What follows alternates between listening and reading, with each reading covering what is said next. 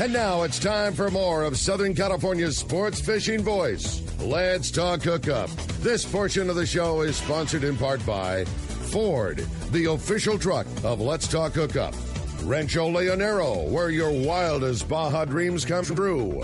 Maui Jim Sunglasses, the choice of the best captains. Shimano Rods and Reels, fish with the best. Shimano. And by Yamaha Outboards, official motor sponsor of Let's Talk Hookup.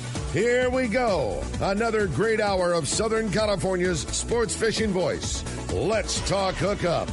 Here's Pete Gray, Rock Cod Rick Mexa, and Corey Sandin. And welcome back. Hour number 2. Let's Talk Hookup right here on the Let's Talk Hookup app and the Mightier 1090. So glad to be back on the big signal there. Yeah. And we have a big guy in the studio here, Captain Jim Hughes from the Cortez, talking some fishing. And you talk about a big prize that Jim's Christmas came twice this year for Let's Talk Hookup listeners. You ain't lying, buddy. Yeah, an amazing opportunity for somebody to get to go fishing on the Cortez. And again, thanks to Jim. And it just rad. Really, really cool and really excited. It's his birthday. We get the present. Yeah, exactly. Right? Yeah. It should work out that way. Yeah. If you didn't hear at the beginning of the show, big thanks to the Cortez. Somebody's going to get to go fishing at the end of the show today, if you're the lucky caller, on a day and a half or 2.5 day open party trip on board the Cortez, and you're going to get to bring a friend. So you and a guest on your choice, day and a half or 2.5 on board the Cortez on an open party trip coming up next year. So they'll just call you up. You'll get a certificate, and you just call up Jim and say, hey, so what do you got? What do you got? There's a lot of times I'll probably, we did it last couple of years, put these guys on charters that were, light. Yeah. And so. Charter group that you've had for a bunch of years, and they normally go with 16, but they've only got 12, and they need a couple extras. Absolutely. Nice. We had, this year, like I said, we had a half a dozen trips probably with 6, 8, 9 guys. Nice. Yeah. They were charters. They were full charters, but they weren't allowed. Some of them weren't allowed to go. Yeah. I know one company told them, "Hey, you guys can go, but when you come back, you're 2 weeks quarantined without pay." I put the kibosh on that.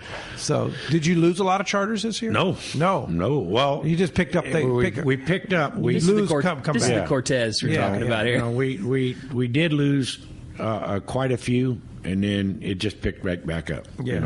I think a lot of people were just spooked at the beginning, because nobody knew if we were going to go. All right. Like I said, we were one of the last ones to open up, and it's the San Diego fleet, and we got all the protocols in there. They use SAC's protocols to open up from Golden Gate all the way down. Yeah. Everybody that belonged to SAC. And again, kudos to Ken, Frankie, getting all that together. The county health departments were all different. Everybody had their different, protocol they wanted. Right. But once we got opened up, then everything just started picking back up. Yeah. The open party guys this year did excellent, because there was a lot of trips that on the charters and stuff, charter-wise, where they couldn't go out, the group canceled or something, so they got on open party books. Right. So that worked out well. Yeah, it might be 10 guys, only 4 of them can pull it off, but those 4 are always going to jump on a, Yeah, exactly. With good fishing, we always find a way to go. I think Brian Kihara said it best. He goes, next year, these people ought to be horny to go fishing. That's it. Yeah. After this year, no doubt, man, no doubt. For sure. Well, let's go ahead and jump into those phones. You got it. Well, speaking of those phones, if you want to be a part of the fun this morning, give us a call at 213 area code 432-1090. That's how you reach us here on the Mightier 1090. 213-432-1090. Let's talk to Todd. Todd's calling us from San Diego this morning. Good morning, Todd. Welcome to Let's Talk Hookup. Good morning, guys. How you doing? Great show. Good morning, Todd. Sounds amazing. Hey, good morning, guys. Cortez sounds awesome. I just wanted to make a quick comment on Jack. Just a suggestion. I never met him, but he sounds like an amazing guy, and I thought maybe that the Let's Talk Hookup show might start a memorial or some type of fish scholarship fund for your listeners every day not every day, like on an annual basis, when you can give away on your Christmas show.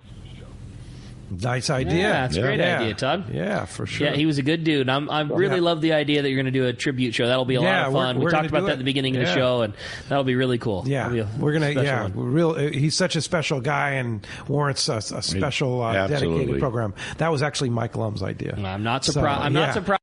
One bit. Yeah, for sure. And I think it was a great idea, for sure. Hey, thanks a lot for the phone call this morning. Appreciate that very much. Also, no, go ahead.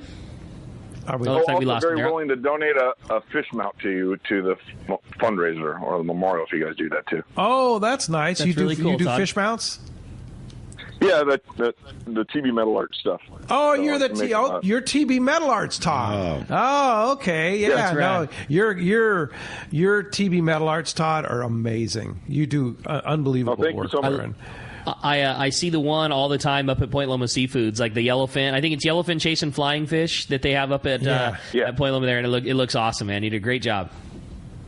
Thank you so much. Yeah, like I said, I'll donate a full fish to whoever to the cause. All right, thanks, guys. That's really cool, Todd. Thank you very much. You're always very generous. Appreciate the call. All right, awesome. let's jump right back into him. We're going to talk to Harry. He's calling us from La Jolla this morning. Hi, Harry. Welcome to Let's Talk Hookup. Good morning, gentlemen. Morning, Harry. I first started fishing in San Diego in 1971, and in June of this coming year, I will have celebrated my 50th anniversary.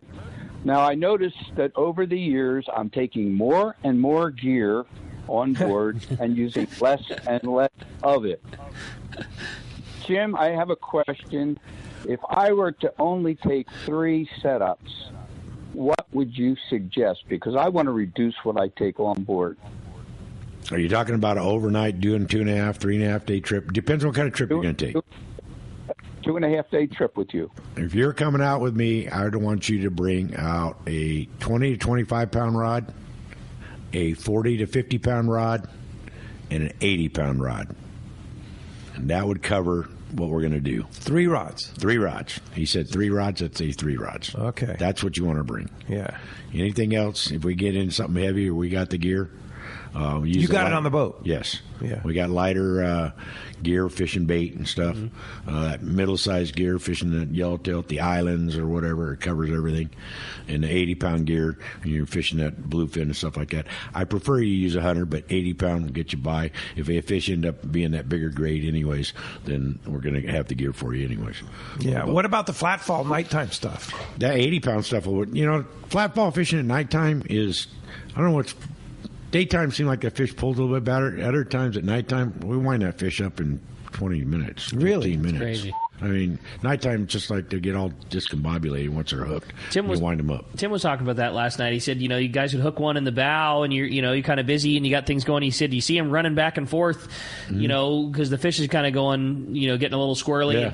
Yeah. You think, okay, I need to check on those guys in 10 minutes. And he said, before that 10 minutes is up, you see 2 or 3 guys dragging one down that has 3 gaffs in it that they're lifting the gate up to pull it on. Like, that's right. How on earth is there a 270 pounder that 8 minutes ago had just was pulling line for the first time, and now it's coming through the... It does the same thing down below at the islands on that big yellowfin at nighttime. Just gets freaked out at night? Or? I don't know. It just acts weird. You can wind I'd say 80% of the time you're winding things up in half the time it takes you in the daytime. In the nighttime, they still doing big circles and stuff? Oh, yeah. Yeah. Oh, yeah. Acting the same way. Yeah. At nighttime, it's tough to see the line and stuff like that. Yeah. But how do you guide that? I mean, here it is pitch black out, man, and you got a couple going or several going. It's tough, but we just tell the guys, you got to keep your lines tight. We get anybody. Well, I tell the guys, the guy it's fishing with you, he's your best friend. So you got to get close. See where the rods are. And we've had tangles, 3, 4, 5 tangles, all same fish going every direction. Sure. We bring it all up to the rod tips, put the rod tips right there, put it at the apex, take the rods, untwist them, and go. But hopefully, we can see far enough in advance, we don't get into a tangle. Right. Yeah. But and that is well-seasoned and well-trained deckhands, too. Absolutely. Cater a lot to that. They can see way ahead of time. You see 20 minutes, 30 minutes, what's this fish doing, Yeah. And all of a sudden, these fish get close together, this fish is going down. A lot of people don't realize that, that fish has got 100 yards of line out, and he's up in the bow. If he's got just a slight angle, that fish is way down there past the stern. Wow. With that much line out. Yeah, so and then you're going to get tangled with absolutely everybody else. Yeah. You're not going to pull the fish out of a tangle, you need to follow it. Yeah. You know? That's a good. Keep your line right in front of you, right? Yeah, absolutely. Say that one more time, because I think it's worth hearing that. You're not going to pull your fish out of a tangle. You need to follow it. Period. Because you see that so many times. You know, a guy pulling. I don't want to go back there and get into that mess. And you'll see him like pull, diagonal up the other direction back to the bow. If he's swimming there like that, he's already there. Yeah, he's already down there. Yeah, he's already in that mess. That's good. You end up cutting them off. Yeah, not good. You don't want that. No. Yeah, Harry, thanks a lot for the phone call this morning. For sure, appreciate that very much. Rick, go ahead, Harry. What reels would you suggest? What reels would you suggest taking on those three? If it were me and I was taking that 3-rod lineup, I'd have a Talica 10, I'd have a Talica 12 or 16, depending on how big your hands were, and I'd have a Talica 20. And I think you could fish anywhere from 20-pound fly line to 100-pound, fluorocarbon on that thing. Those 3 reels, a 10, either a 12 or a 16 if you have bigger hands or smaller hands, and a TAC 20. Catch everything that swims. There you go. Thanks a lot for the call, Harry. Appreciate that. Hey, let's talk about your crew for a sec, real quick. You have obviously a seasoned crew and well trained by the ultimate guy. You've had deckhands with you for quite a long time. Well, yeah, John's been with me for a couple, 3 years. I got Jordan this year. His stepdad is Rick has Marina Del Rey sport fishing. Oh, cool. And he worked on the Fortune last couple of years and came over. So we're getting him all learned up on the engine room and all that good stuff, fishing wise and on the meter and stuff. I had Jesse, who my cook, came back. It was cooking 5 years ago. He came back up from San Francisco and so forth. Nice. And then we have a substitute crew member every once in a while. That comes on the boat. But the crew has always been solid. Solid. If they're not, we get them up. Yeah. I usually make the crew stay on the bait tank for the first year or so, see what's going on. We don't let them cut any fish. We do get fish. We bleed them all. I don't care what they are. We taught them all. We get clippers. We cut everything. Bleed them all out. Rockfish. Everything. Yellowtail, tuna. It's all everything gets clipped. Everything gets clipped. Everything. Yeah. So and you put them right into RSW. Yep. Yeah. Right on the boat. Right. Yeah. Just right down the slide. And we got a slide. We don't drop them, and we slide them. Oh, no kidding. Yeah. Oh, that's cool. Yeah. So you don't have to open it up all the time. That's right. Yeah, which is real nice. That's a nice. It works out very, very well. Yeah, and let's go ahead and jump at the phone. Yeah, well, I had a fun text come through, especially with all that flatfall talking that we were talking about before. This one's from Norman. Says, do glow and fluorescent flatfall jigs actually get bit better than just the regular flatfalls? Yes. They do. Okay. They do. There it is. No question. No question. They absolutely do. That's where the point of guys winding them up all the way up all the time, they think their glow's out of it. Okay. But I tell them, hey, you're good for 5, 6, 7 times. Wind it up 10 cranks, drop it. Wind it up 10, 12 cranks, drop it. You see these guys that got purple lights, green lights on their heads. They're recharging the glow. Charging the glow, But, yeah, they do. Okay. What I've seen, yeah, they do. And what about hooks on the flatfalls? We change them all, every one of them. And what do you found the we most recommend them. What's the most successful setup? We'll put 2 or 3 hooks on the top, and then 2 or 3 hooks on the bottom. Oh, so like a lot years of ago, hooks. There was a time when we couldn't get, that we couldn't get the flatfall in San Diego. Sure, they were sold out. Right. We were losing them that fast. I mean, they were biting these things off 300 pound, 400 pound. They were biting them off. And we tried double line. We tried, heavier line. They're still biting through these things. Putting the hooks up on top, they can't swallow it all the way. So the hooks get on the outside. They get on the inside. They can't swallow it enough to bite them off. Oh. I mean, once in a while they will, but that hook is in their jaw, top, outside, keeps on the outside. Our losses went down to minimal. No kidding. Wow. Minimal. There's something to be said too, having and having extra hooks when they're down there shaking their head. Yeah. Bluefin are head shaking sons of gun, man. Like are they just ever. That is the part that I just lose my stomach every time we're pulling on a big one, and at least on teeth. our boat, and you see those big old giant head shakes, and when there's 4 or 5 of those sharp hooks flying around, maybe one whips around and catches them in the gill plate, and then the other one catches underneath, and maybe one does shake loose, but then the other 2 are are hanging on there. No, we had. Now that we got all these hooks, and some of the guys, well, how am I going to let it go? Well, just let it sit there for a little while. It'll shake the hooks out. He'll figure it out. He'll figure it out. I mean, we've seen plenty of them go by themselves. Yeah, because with the 2-fish limit, you want to like choose size. It's just the size that you want to keep. Oh yeah, right? Absolutely. Yeah, You put some slack in their line and give them a few minutes. Right. He'll figure it out. He'll figure it out just fine. Yeah, not a problem. That's cool. All right. Well, that's a great text. How about we jump back into the phones and talk to John? Is calling from Chula Vista this morning. Hi, John. Welcome to Let's Talk Hookup. Is the sinker rig fishing only in the daytime, or do you do that at nighttime also? No, you do it at nighttime also. Both, huh? If you're flat fall fishing or you're fishing in the daytime, no, you're sinker fishing. Sinker rig fishing, it gets underestimated. Okay. It works well. Most guys won't put in the time or the patience for it. But sinker fishing you're going to get a bite just as much as anybody else on any other thing. Give us a technique. How do you rig? You're rubber banding a 4 or 6 or 8 ounce sinker, depending on how the current is, like that, and 6 feet of line. 6 feet above your hook. Yeah. And then you can use a chandelier rig, what we call a chandelier rig, cook 3 or 4 sardines on it, or just a single sardine on it. And you're getting down there where whoever's driving is going to tell you, hey, I see fish down there 20 fathoms, 30 fathoms, depending on day or night where it's at. And that's where you want to be. Okay. And it works. Yeah. And how are you hooking that sardine? You're nose hooking it. Always with a sinker, you're nose hooking it. Sideways to the nose? Or? Sideways to the nose. Okay. So we'll put 3 or 4 sardines, sideways on to the the 6.0, 7.0, or 8.0 hook. Oh. Like that. So we call it a chandelier rig because there's a bunch of baits. I mean, if you're in a drift for any amount of time, you look down, up in the bow. Most of these boats drift, stern first. You'll see a little ball of anchovy swimming around, or a ball of sardines swimming around. That's what you want it to look like down below. Oh. Is that a Roy Rose thing? That's where I learned it. The only reason I say that is because that's got Roy Rose written all over. I don't have a thing to back that up at all, but that just seems to me like the type of thing that Roy would have done and like been super successful with. Like I got nothing to base that on. Let me tell you something. Other than that's the type of thing that dude would have done, and then of course it worked. I can tell you horror stories. I can only imagine. Roy worked for me for years.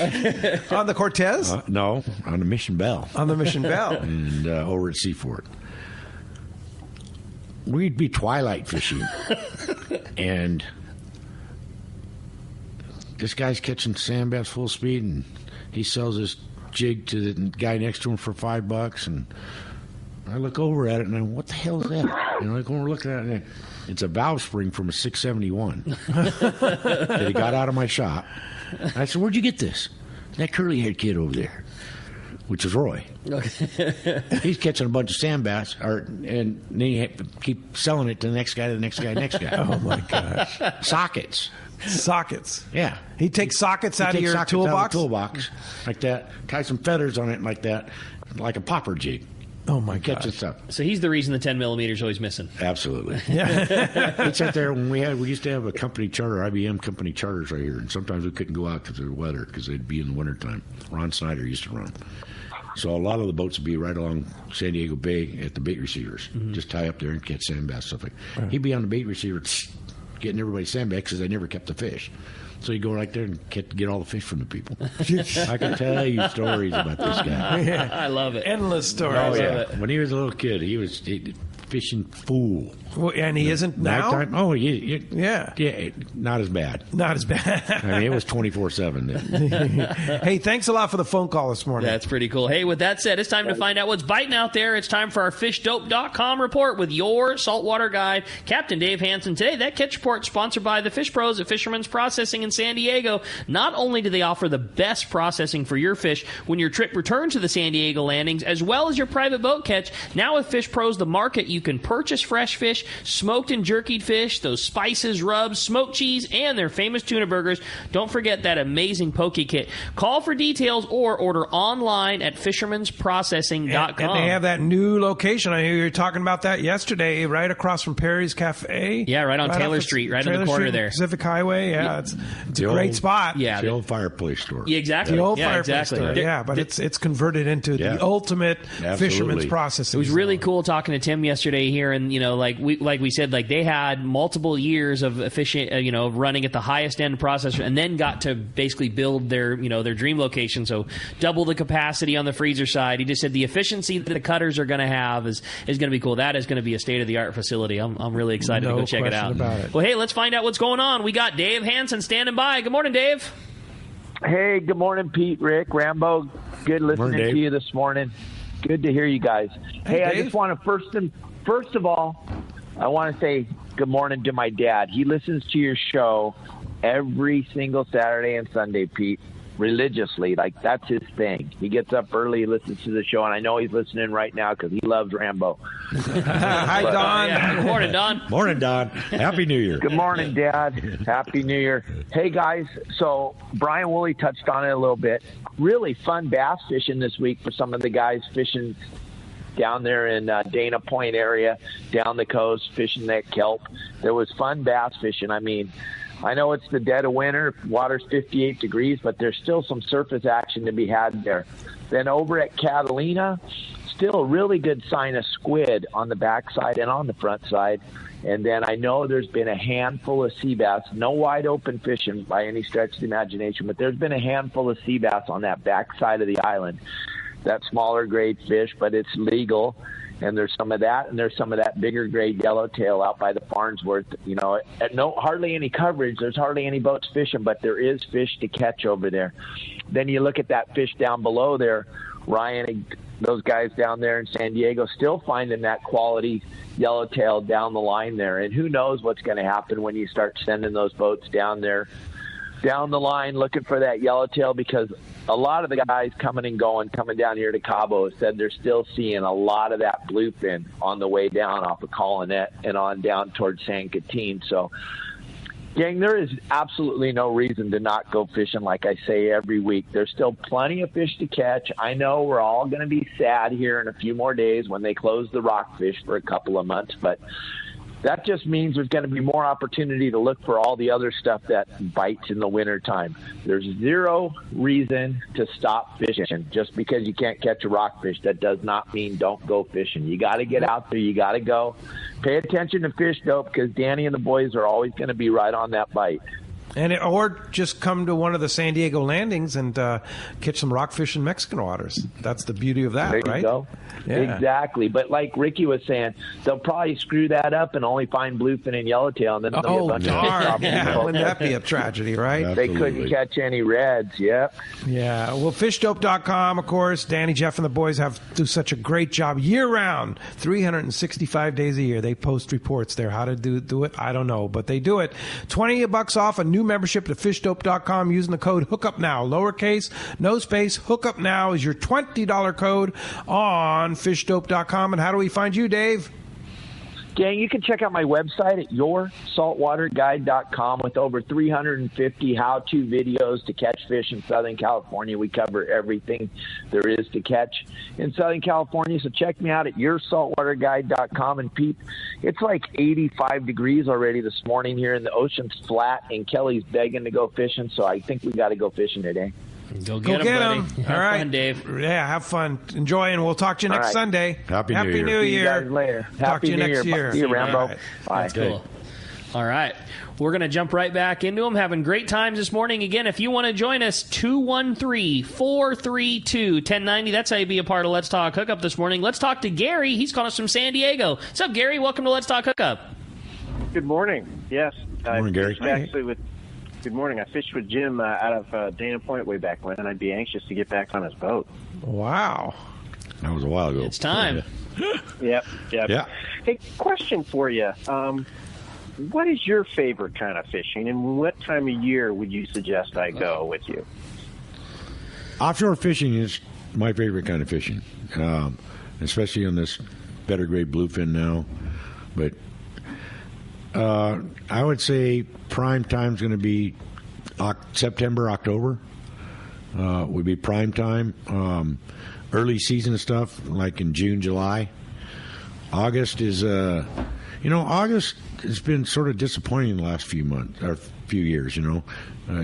you got fish down below. It's not disappointing as far as catching fish. It's just which way you go. Right. I can see that for sure. It's do I go down below here? Do I go up above? Depending on what the group wants to do. So it's not that the fish are down. It's just it's a harder decision. It seems like that's about the time when that fish is no longer just below the island or in the canyon between the 43 and that. It's starting to get up around the backside or way off the back end of it where you're committing some distance. Like you got to call time. One way or the other. Yeah. I mean, like I said, there was times where you had to make a 150 to 170 mile move, and you just don't want to do that every trip. Yeah. You just don't want to do that every trip because that's fishing time. It's a lot of time. Yeah. And you have a lot of range on that Cortez. You can go wherever you need to go. We can go where we need to go, but the thing is, the mental part of it is you're missing that fishing time because the stuff bites. That bluefin bites at nighttime, in the dark, in the morning, in the nighttime. Your opportunity, it's in your mind, you're thinking you're losing that opportunity. Right. Yeah. And you got to get there. It's the time to get there, but it's also the time to get located. And just because you're on scene doesn't mean you don't pull the throttle back necessarily and start catching it. You got to get there and then have time to figure it out and where you need to be and where it's on and absolutely what direction the current's going and if it's on the shallow or off the shallow or whatever else. You got to hand it to these guys in this fleet. I mean, they're on it most of the time. Everybody in this fleet. Competition's good, but this fleet does a damn good job of staying on top of this fish. Yeah, no question. Yeah, for That's sure. Cool. Hey, thanks a lot for the call this morning. Hey, well, we had another fun text come through. This one from Jason in Avalon wants to let you know that the signal is coming in loud and clear on the island. Very nice. And wants to know, ask Jim about what do out of the water Coast Guard inspections consist of, and are they common to fail? Are they common to pass? What's that like? The out of water inspections are relatively easy. They're going to check all the hull. They're going to check your rudders. They're going to check your shaft logs. Check if there's any play in the shafts. You're going to change your cutlass bearings. They use a rubber mallet or with a hard plastic mount, and they beat the hulls, see if there's any soft spots or stuff like that they want you to correct. They're going to check all your through hole valves, make sure they open and close properly. They're going to get down into the nuts and bolts of things underneath the bunks and stuff like that. They're going to check the hull. They want to make sure everything below that water line is ready to rock and roll and safe. They're relatively easy if you're keeping your boat up. And you can tell them, hey, I got a discrepancy here. Here's what I'm going to do to fix it. And that's what they want to see. Yeah. They want to know that you're aware of it. That you know proactive. Your boat. Yes. Yeah. And it's relatively simple, and you're straight with them. They're going to be straight with you, and they're not out here to tear your boat apart or anything like that. They want to make sure that when you take people out, they are safe. That's cool. And you got to do that every year. I do it every year. Most of the boats don't have to haul out every 2 years. Every 2 years. But it's for me. It's a pay me now or pay me later. The inspection's every 2 years, but you can call for an inspection every year. And your haul out, you do it every year, but most boats do it every other year. A lot of boats do it every 2 years, and then you have a topside every year. Yeah. Topside inspection. Basically, you're required to do it every 2 years. You just, for preventative reasons, you just yank it every year. And then you take a boat like the Royal. Every 5 years you have an ABS inspection. They check. They basically do a sonogram on every square foot of the hull. No kidding. We did that last year. And you have ABS, and then you have your regular Coast Guard inspections. So you and long range boats have to do it every year. Yes. Yeah. Because that's a soulless boat. Yes. Yeah. So they really get down and make sure the fine tooth come out. Oh yeah, and it was fine last year. I mean, we did Frank's boat here, and we had it done in a couple of weeks. Everything we needed to do below the water. You help with the maintenance part of it. Yeah. We're just doing while the boat's sitting in right now. We've been doing a little bit. Frank's a lucky guy to have Rambo helping out on the maintenance. That's for sure. I like working for Frank. He wants his boat good, and that's the way it is. That's what you like to do. Yes. Yeah, that's cool. I like it. Hey, when we come back, we got a lot more Let's Talk Hookup coming your way. More of your phone calls, more great info. You stay tuned. It's Let's Talk Hookup on the Let's Talk Hookup app and the mightier 1090. Are you looking for an ultimate fishing destination? Well, look no further than Queen Charlotte Safari Lodge in British Columbia. This is Valerie Helpridge. There's so many reasons to join us on your next fishing adventure, but a few of the highlights in fishing with us is the protected, calm, pristine waters for quality Chinook salmon all season. After you get your limits of salmon, Queen Charlotte Safaris will take you in our comfortable covered heated jet boats to our halibut, lingcod, and rock fishing areas, and we have larger retention than Alaska. Our beautiful lodge overlooks Shingle Bay and Sandspit, and it's so easy to get to. You can fly from almost anywhere from the United States and Canada into Vancouver, then a short flight directly to Sandspit. Our trips are all-inclusive, full days of fishing, custom processing, fishing license, and all your gear is provided. Let our expert chefs pamper you with amazing meals. Our staff delivers wonderful hospitality, all in your Queen Charlotte Safaris package. So call me at 1-877-815-2892 or qcsafaris.com. We look forward to seeing you there.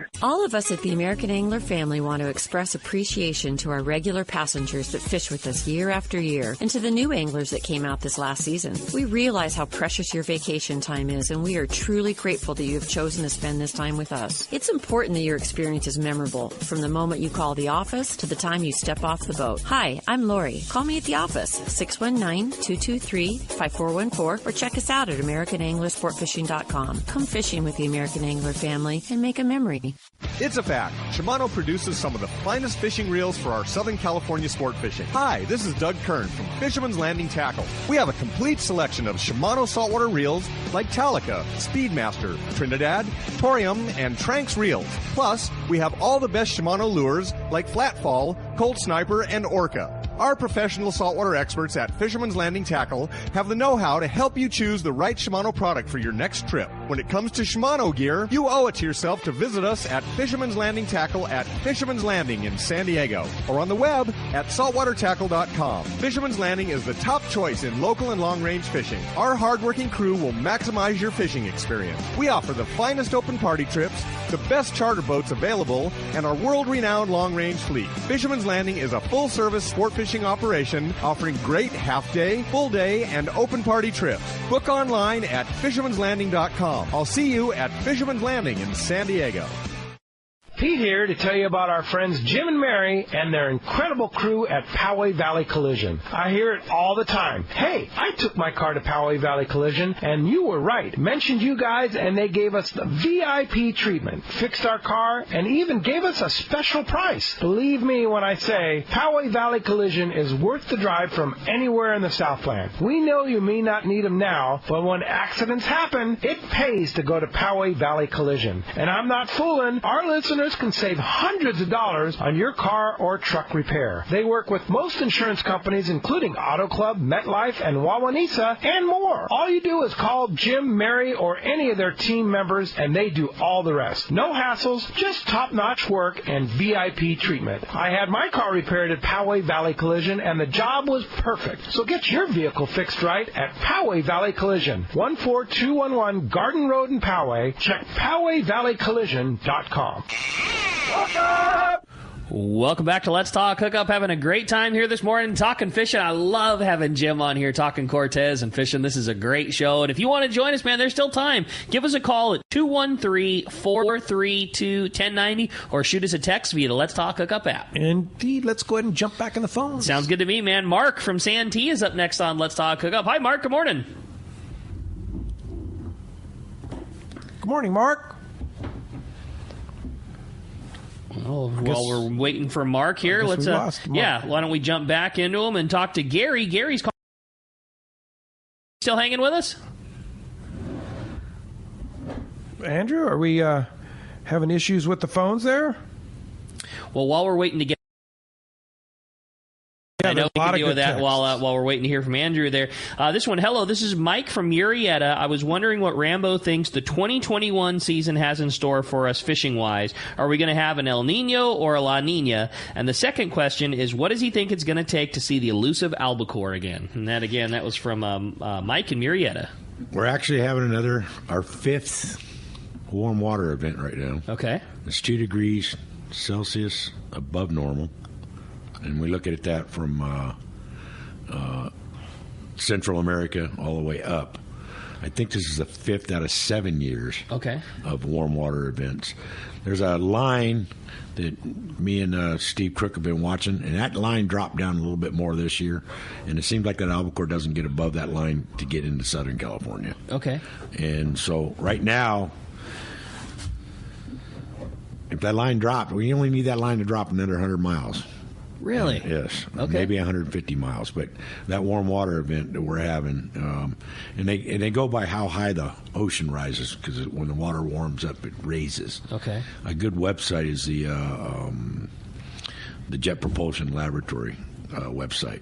Really? That's fascinating to me. And I downloaded that, and I watch that thing all the time. And Steve and I have always looked at it, and he sent me some stuff there a couple of weeks ago, and it looks like that line might not push down far enough because of this warm water event. So as the water is warmer, it rises. Floats. Yes, it actually rises. And this is, I think it was 6 inches or almost a foot above normal. No kidding. Wow. That's really cool. And this is like sea level height. Yes. Yeah. I believe Terrafin has that on there too, right? Somewhat? I don't know, but I looked at that Jet Propulsion Laboratory one, and it's pretty interesting. So that's cool. It's hard to say. I'd like the albacore to be back tomorrow. And, like I was talking earlier, things have changed over the last 8-10 years. You look at, that yellowfin at Guadalupe. There's a perfect example. Used to be bluefin at Guadalupe. Now it's all yellowfin at Guadalupe. Right. The albacore fishing this last year, those guys were up there catching albacore in June up above Northern California, Oregon. Yeah, a lot of guys, that albacore fleet, a lot of guys wouldn't even untie their boats from San Diego till June to start driving up there. To catch it in July and August. Are we missing it down here earlier? Maybe this bluefin's got us so keyed in. I think the XL caught an albacore this year. Yeah. Earlier in the season, right? Yeah. Are we not getting out there? We don't have the jig boats like we used to, patrolling that outer Mexican water stuff anymore. And that was what helped us years ago. Yeah. And nowadays, it's just we're not getting out there early enough because we're keyed into this bluefin. Bluefin's been on the beach, and we're not getting offshore. The water setup's been fine. The water temperature's been good. The bait setup's good.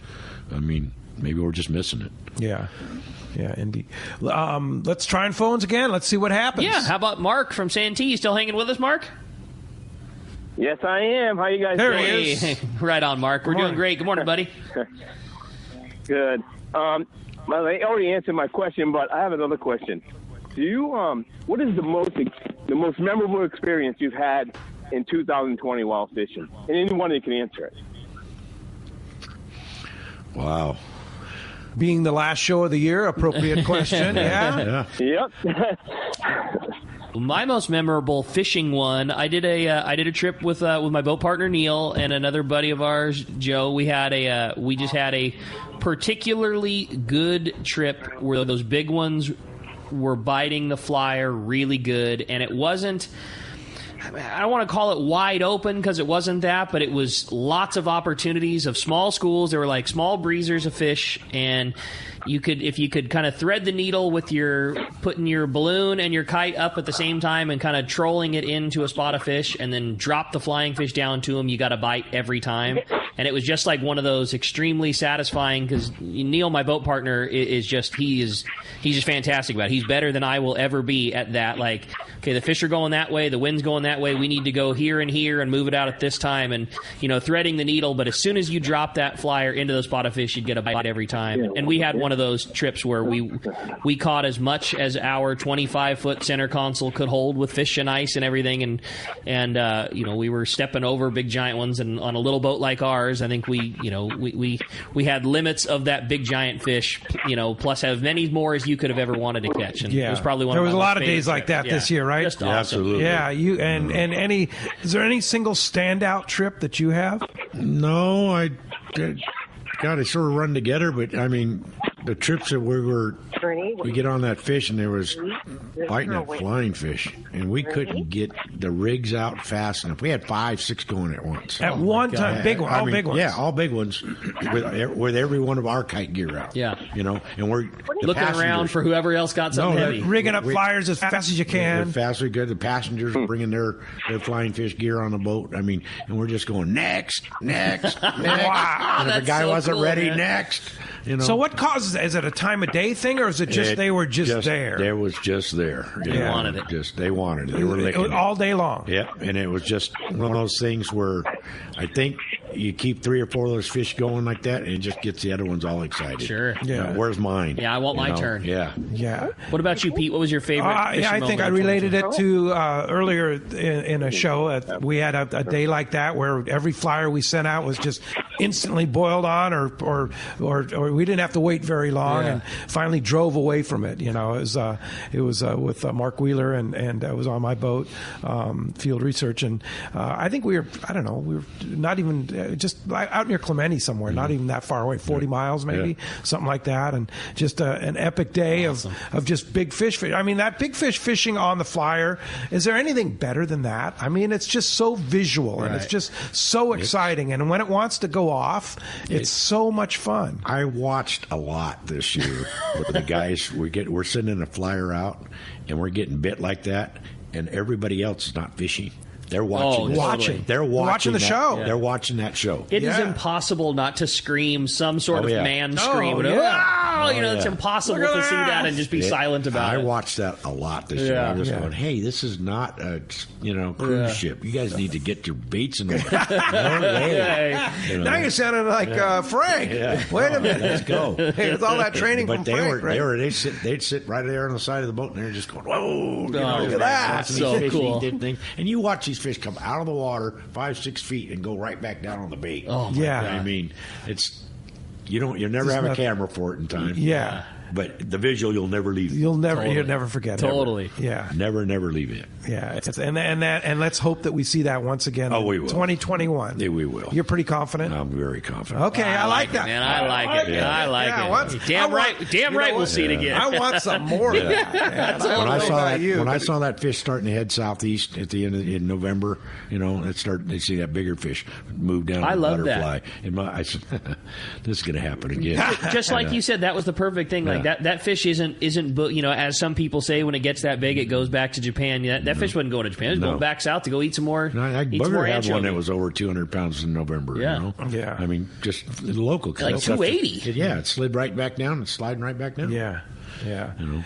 Were there days that it didn't bite? Oh, absolutely. Yeah. Everybody hears about all the good days. Right. Exactly. There's some of them ones where you are so frustrated. You're sitting on fish for hours and never get a sniff.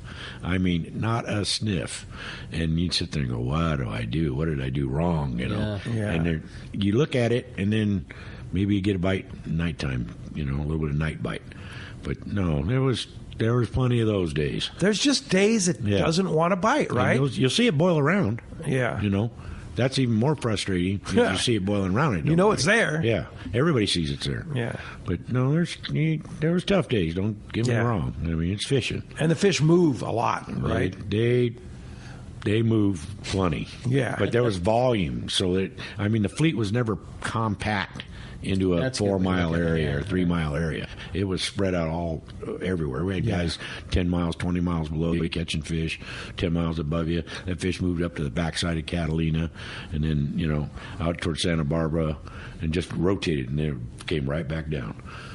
So amazing. That's cool. Yeah. I dig it, man. Yeah. Hey, well, let's jump right back into him. Talk to Gary from Oak Hill this morning. Hi, Gary. Welcome to Let's Talk Hookup. Good morning, Rambo. Morning. Morning, Gary. Good morning, guys. Happy New Year. Happy New Year, Gary. Rambo, I got a question. What's the chance of us fishing Guadalupe next year? Woo, it's hard to say. Northern Baja is pretty much locked down, so we're waiting for permit action right now. I would say it would be all right. I think the chances are good. It's just Ensenada's locked down pretty tight right now as far as being able to get permits, and I think it's gonna. Hopefully things will improve. Yeah, if things improve and stuff like that. I know it's going to be another charge from the island side of it, from what I understand as a couple weeks ago. Oh, really? Yeah, there's going to be a $25 a day or $75 a day charge for island fishing, really? From what I understand. Interesting. I mean, that's already passed, but whether it gets implemented or not, I don't know. Yeah, well, it's good money for the Mexican government. I don't see why they wouldn't put things together. They're hurting for tourism money, yeah. especially as Northern Baja. The Southern Baja's open. Yes. But the northern Baja it's pretty still locked down right now. Yeah. But so we'll just have to wait and see. Or just wait Are you fishing Guadalupe on the Cortez? No. No. This is like on the Royal Polaris when you're on the trips on the Royal. Yeah, the Royal, the long-range boats. Yeah. And how often are we going to see you on the Royal Polaris? I don't know what Frank's got me scheduled. I know when I talked to Frank, he goes, I got you scheduled for 2/22/22. Okay.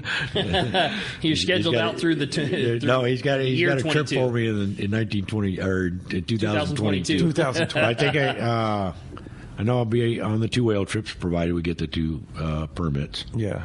And then I think he's got me scheduled for another trip. And then, yeah.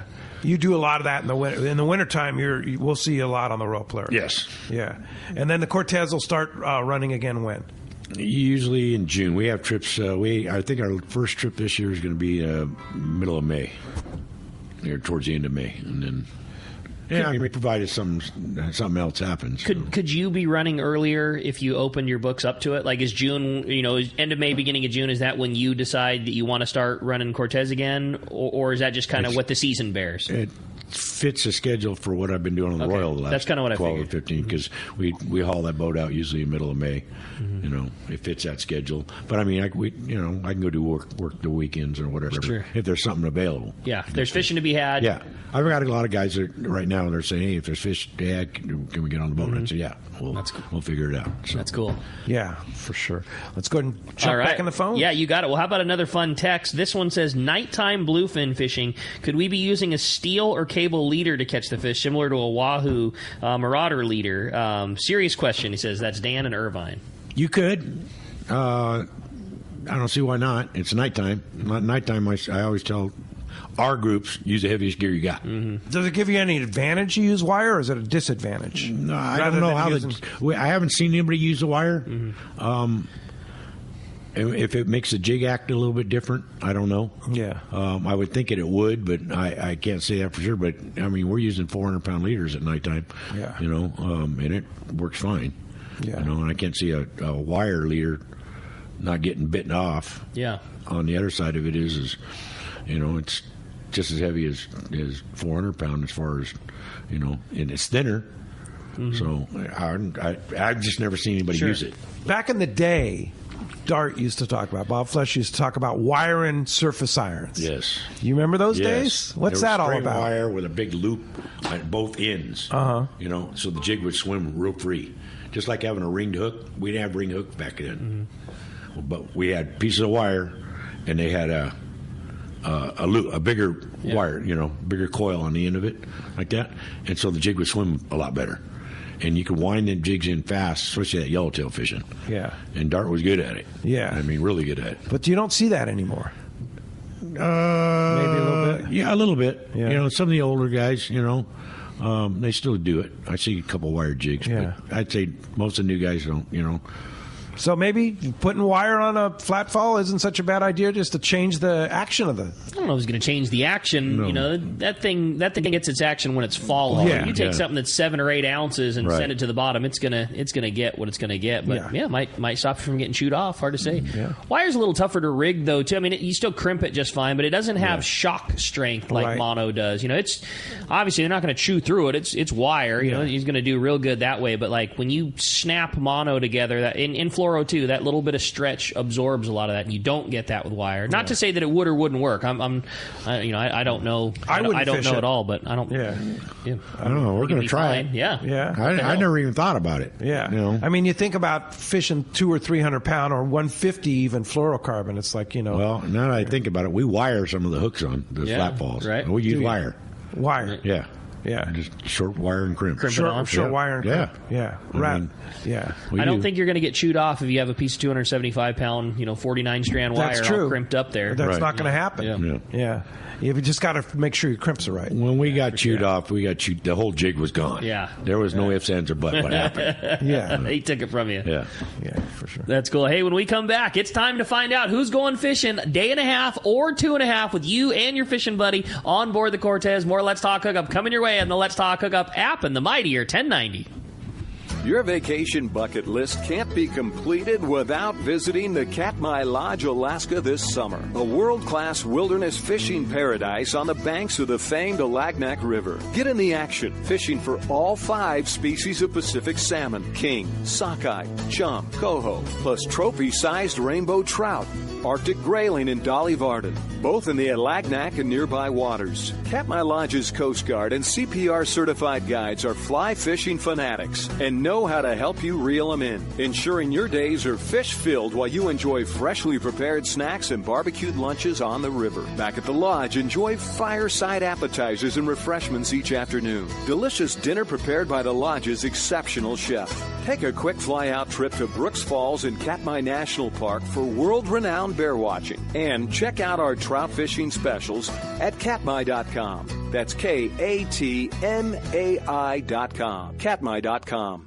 When it comes to fishing rods for saltwater, there's just one name you need to know, CalStar. Take, for example, the Graphiter series. It's a true graphite and fiberglass composite rod, the finest it's ever been built. And for anglers seeking traditional performance, durability, and quality at an affordable price, the CalStar West Coast series of rods and blanks are the ones for you. Their master craftsmen bring decades of rod building experience to every rod they make. So if you want your fishing rods to be truly state-of-the-art, I always recommend CalStar at fine tackle stores everywhere.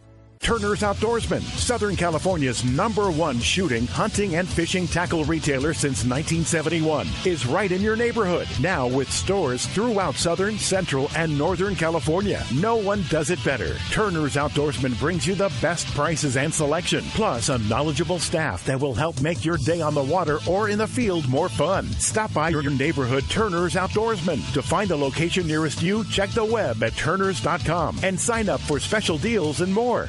A top fleet and superb fishing is what Seaforth Sport Fishing in Mission Bay is all about. With free parking and fully stocked tackle shop, it's no wonder Seaforth Sport Fishing is a favorite among anglers. Come aboard top boats like the Aztec, Cortez, Endeavor, Apollo, Outer Limit, Elgato Dos, Pride, Tribute Pacifica, Pacific Voyager, and the Voyager. Plus, the new Seaforth, Sea-Watch, and San Diego offer the finest half and full day trips available. Seaforth Sport Fishing. For charters or regular open party schedule, check seaforthlanding.com. Run by fishermen for fishermen in Mission Bay.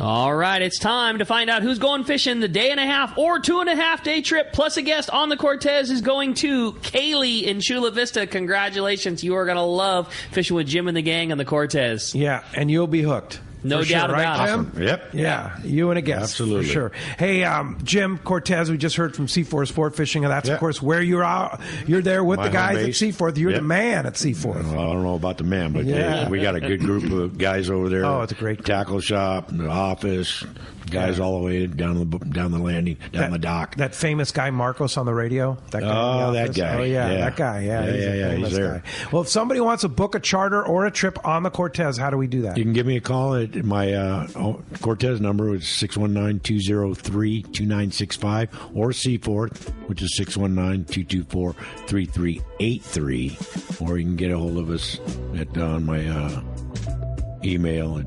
fishcortez.cox.net.